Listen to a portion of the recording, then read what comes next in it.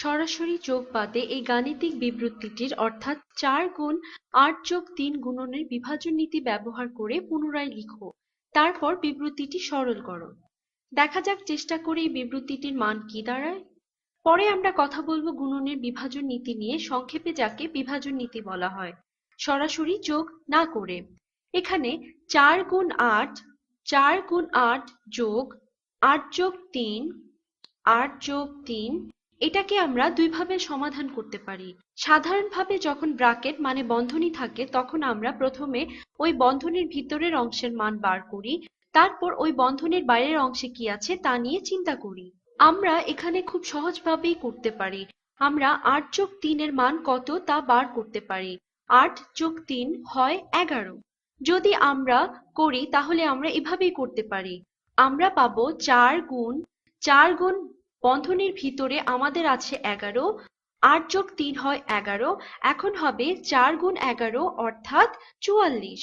এখানে বার করতে বলা হয়েছে গুণের বিভাজন নীতি অনুসারে, কিন্তু আমরা এখানে গুণের বিভাজন নীতি ব্যবহার করিনি। আমরা শুধু এই বিবৃতিটির মান বের করেছি। আমরা প্রথমে বন্ধনীর ভিতরের অংশের মান বের করে ৪ দিয়ে গুণ করেছি। গুণের বিভাজন নীতিতে আমরা প্রথমে ৪ দ্বারা গুণ করব। গুণের বিভাজন নীতি বলা হয় কারণ আমরা প্রথমে ৪ কে বিভাজন করব। দেখা যাক এটার অর্থ কি বোঝায়। বিভাজন নীতিতে এটা হবে ৪ গুণ ৮ যোগ ৪ গুণ ৩। আমরা এটা নিয়েই দেখব। এটা হবে ৪ গুণ ৮ যোগ ৪ গুণ ৩ ৪ গুণ ৩।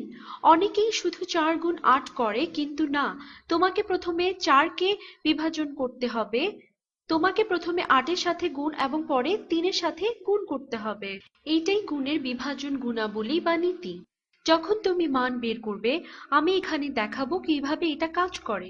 যখন তুমি মান বের করবে ৪ গুণ ৮, এখানে ভিন্ন রং ব্যবহার করছি।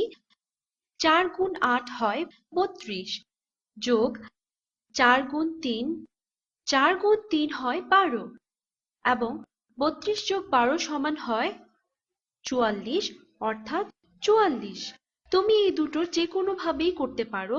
যখন তোমাকে বিভাজন নীতি ব্যবহার করতে বলা হবে, প্রথমে তোমাকে ৪ কে বিভাজন করতে হবে। চিন্তা করা যাক কেন এটা ঘটে। দেখা যাক ৮ যোগ ৩ করে কি হয়। আমরা এখানে আঁকি ১ ২ ৩ ৪ ৫ ৬ ৭ ৮। ১ ২ ৩ ৪ ৫ ৬ ৭ ৮। তারপর আমরা যোগ করব কোনো কিছুর ৩। একইভাবে করা যেতে পারে ১ ২ ৩। অর্থাৎ তুমি কল্পনা করতে পারো এই জিনিসগুলি বন্ধনীর ভিতরেই আছে। আমাদের আছে ৮টা বৃত্ত যোগ ৩টা বৃত্ত। আমরা এখন এই পুরো জিনিসটা ৪ এর সাথে গুণ করছি।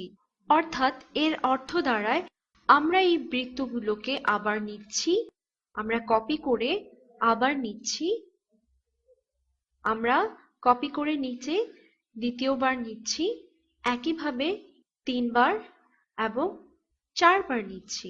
এগুলোকে একসাথে যোগ করতে হবে। এগুলোকে আক্ষরিকভাবে দেখতে পাচ্ছি। আমরা আবার এঁকেছি। এই বিবৃতিটি ১ ২ ৩ ৪ বার রয়েছে, যেটা কিনা ৮ যোগ ৩। এখানে যে জিনিসগুলো দেখা যাচ্ছে এগুলো কি? এখানে যে জিনিসগুলো দেখা যাচ্ছে এগুলো আসলে হলো, আমরা যদি এগুলো গুনি তাহলে ৪৪ পাবো। এখানে যে জিনিসগুলো দেখা যাচ্ছে এগুলো হলো ৮টা করে জিনিস ৪ বার যোগ করা হয়েছে। ধরে নিতে পারো তুমি এগুলোকে যোগ করেছো। তাহলে ৮ কে ৪ বার যোগ করলে কি হচ্ছে? ৪ গুণ ৮। তাহলে এখানে ৪ গুণ ৮ করা হয়েছে। তাহলে এই কমলা রঙের জিনিসগুলো কি? এখানে ১ ২ ৩ ৪ অর্থাৎ ৪ বার এই ৩টি জিনিস রয়েছে। তাই এটা ৪ গুণ এখানে ৪ গুণ ৩। তাই তুমি দেখছো গুণের বিভাজন গুণাবলী কেন কাজ করে। তুমি যদি ৪ গুণ ৮ যোগ ৩ করো, তোমাকে গুণ করতে হবে। ধরো তুমি জিনিসগুলোকে ডুপ্লিকেট বা প্রতিলিপি করছো। ৮ ও ৩ এখানে ৪ বার প্রতিলিপি হচ্ছে। তাই আমরা প্রথমে ৪ বার এগুলোকে যোগ করছি এবং পরে ৪ এর সাথে বিভাজন করে দিচ্ছি।